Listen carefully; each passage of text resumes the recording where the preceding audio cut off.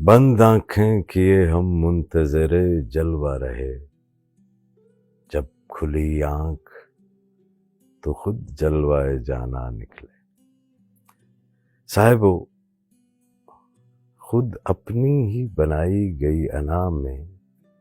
آج کا انسان اس طرح مقید ہے کہ اپنی ہی بنائی گئی انا کی پرستش کرتا ہے۔ یہ آپ کی انا ہوتی ہے جو اپنے آپ کو اتنا خوبصورت دیکھتی ہے کہ ہر دوسرا بندہ اس سے بدصورت نظر آتا ہے، جو اپنے آپ کو اتنا نیک دیکھتی ہے کہ دوسرے گنہگار ہی نظر آتے ہیں، اپنے آپ کو اتنا قابل سمجھتی ہے کہ دوسرے نااہل نظر آتے ہیں، اپنے آپ کو اتنا عاقل دیکھتی ہے کہ سب جاہل نظر آتے ہیں، اپنے آپ کو اتنا پارسا دیکھتی ہے کہ دوسرے اس کو رسوا اور نارسا ہی نظر آتے ہیں۔ تو صاحبو، انا پرست جلد باز ہوتا ہے، یہ جلدی میں رہتا ہے، جھٹ سے عدالت لگا کر قاضی کی کرسی پر جا بیٹھتا ہے اور جلدی جلدی فیصلے صادر کرنے لگتا ہے،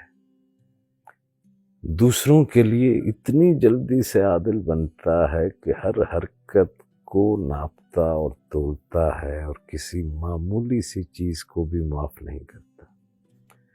تو صاحبو، مسافروں کی کچھ انا نہیں ہوتی،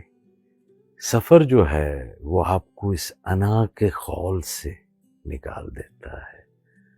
اور جب آپ اس خول سے نکل آتے ہیں، باہر نکلتے ہیں، تو آپ اپنی عدالت کو بھی سمیٹ دیتے ہیں اور قاضی کی کرسی سے بھی اتر جاتے ہیں، نہ آپ کوئی دفعہ لگاتے ہیں اور نہ ہی کوئی فتویٰ صادر کرتے ہیں، آپ دلوں کے حال جاننے سے باز رہتے ہیں، کیونکہ خود اپنے دل کا حال آپ پر کھلنے لگتا ہے، آپ کسی بھی فرد کے زندگی کے حق، اس کی آزادی اور اس کی خوشی کے حصول میں یقین رکھنے لگ جاتے ہیں، آپ اللہ کی اشرف مخلوق کو اپنے ذہن کے ایک تنگ و تاریک ڈبے سے نکال کر دوسرے تنگ و تاریک ڈبے میں بند کرنا چھوڑ دیتے ہیں۔ اور وہ ذہین شاہ صاحب کا کتنا خوبصورت شعر تھا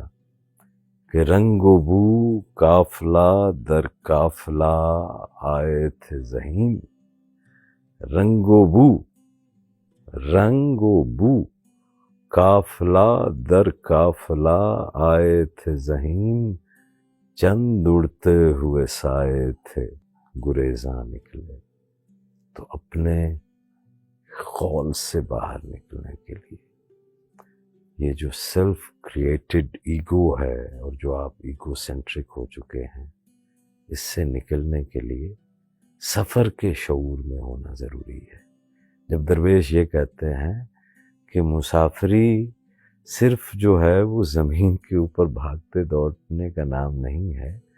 بلکہ مسافری کا ایک شعور ہوتا ہے، اور مسلمانوں کا شعور مسافری کا شعور ہونا چاہیے، کیونکہ اِنَّ لِلَّهِ وَإِنَّا إِلَيْهِ رَاجِعُونَ،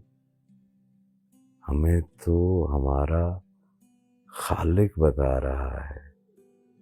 کہ ہم کہاں سے آئے ہیں اور کہاں کو جا رہے ہیں۔